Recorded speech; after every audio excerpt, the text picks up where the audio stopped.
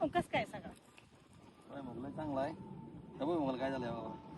ह्या भुईमुगाला म्हणजे बघ आता कुठं कुठं हे जळालंय, हो हो इथं पण जळालंय बघ.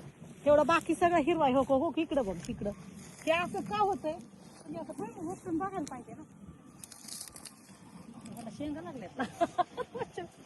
आणि शेपक हा प्रकार कशामुळे होतोय? ही मुळकुच आहे.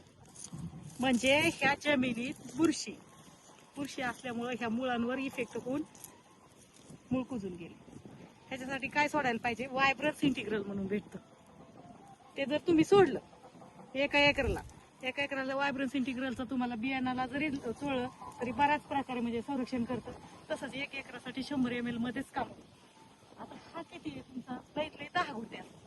ह्याच्यासाठी तुम्ही 30 ml यूज केला असता ना तरी पण फायदा. मग असा हा प्रकार नाही व्हावा हे हाय शाजी काकाचं. पण तुझ्या वावरात काय करशील? वायब्रन्स इंटिग्रल वापरशील ना. म्हणजे बघ ना तू बाकी सगळं हिरवगार आहे आणि कुठं कुठं आता हे तर झालंय. असाच प्रकार इकडं पण झालाय. ओके पिवळं चुळट एखादा दिसायला लागलं.